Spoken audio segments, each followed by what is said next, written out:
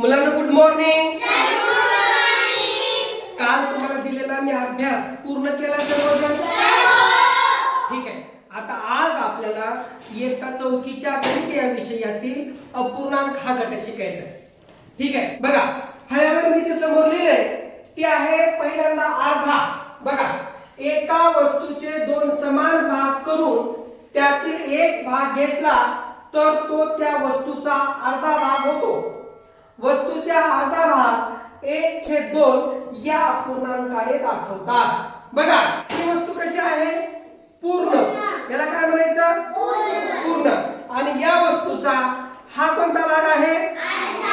अर्धा. बघा हे समजलं पाहिजे आपल्याला की हा आहे पूर्ण आणि हा आहे अर्धा भाग. बघा पुढील काय आहे रे? बघा पाव. एका वस्तूचे समान 4 भाग करून त्यातील एक भाग घेतला तर तो त्या वस्तूचा पाव भाग होतो. पाव भाग 1/4 या पूर्णांकाने दाखवतात.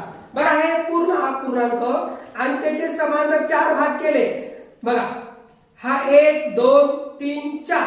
बघा इथे केलेत आपण 1 2 3 4. ह्या 4 पैकी जर हा एक भाग घेतला तर तो काय होतो? पाव भाग होतो. तो काय होतो? पाव भाग होतो. पाव समजला? पाऊण. हा काय आहे? पाऊण. बघा व्याख्या काय? एका वस्तूचे समान 4 भाग करून त्यातील 3 भाग एकत्र केल्यास पाऊण भाग तयार होतो. हा भाग 3/4 या पूर्णांकाने दाखवतात. बघा पूर्ण आहे आणि ह्याचे किती भाग करायचे? 4. आणि त्या 4 पैकी किती घ्यायचे? 3. एक काढून ठेवला. बघा हे 3 घेतले आपण. हा कोणता अपूर्णांक झाला? पाऊण. हा कोणता अपूर्णांक झाला? पाऊण. बघा हा कोणता अपूर्णांक झाला? पाऊण. सव्वा, सव्वा 2, सव्वा 3. बघ एक पूर्ण व पाव भाग मिळून सव्वा तयार होतो. यालाच 1.1/4 असे वाचतात.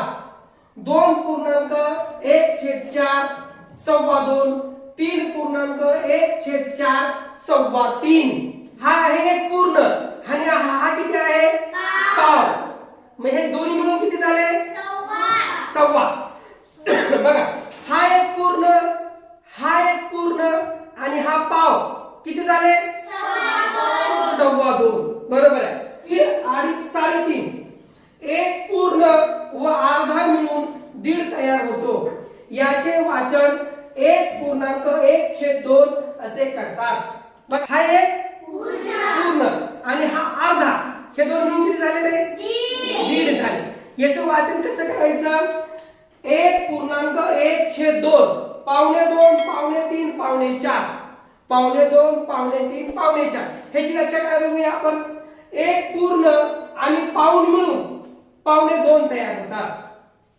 याचे वाचन 1.3/4 असे करतात. 1.3/4 म्हणजेच पावणे 2. हा एक पूर्णांक आणि हा पाऊण. हा एक पूर्ण आणि हा पाऊण हे मिळून किती झाले रे? शाबास. किती झाले? पावणे 2. आता आपल्याला प्रत्यक्ष तुम्हाला ह्या साहित्याच्या आधारे तुम्ही मला अपूर्णांक दाखवायचे आहे. दाखवलं सर्वजण? ठीक आहे. पूर्ण एक दाखवायचं. दाखवा बरं एक. छान. बघा हा आहे एक पूर्ण. पाव. छान. हा काय आहे? पुढे दाखवायचं. हा काय आहे? ह्या 1 चे समान किती भाग केले आपण? 4. आणि 4 पैकी किती घेतले बघा? 3. हा काय आहे? तिकडे दाखव. हा काय आहे? पाऊण. ठेवा खाली. सव्वा दाखव. सव्वा.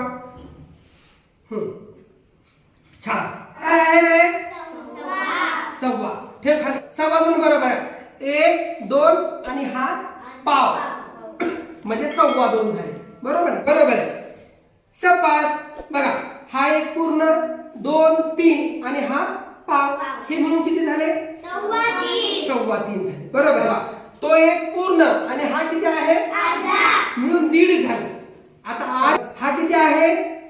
पावणे 2. हा किती आहे? आता मला पावणे 3 दाखवा बरं. अश्विनी दाखव. बरोबर आहे. शाबास. हे 3.5 समजलं सगळ्यांना? असंच 3.5 4.5 ह्या अपूर्णांकाच्या माध्यमातून आपण लक्षात ठेवू शकतो. अपूर्णांकाचे भाग, अपूर्णांकाच्या संकल्पना सगळे जे लक्षात ठेवायचे. उद्याच्या तासामध्ये आपण या पूर्णांकावरील उदाहरणे कशी सोडवायचं हे शिकणार आहोत. सगळ्यांना समजला? तुमचे खूप खूप अभिनंदन. थँक्यू.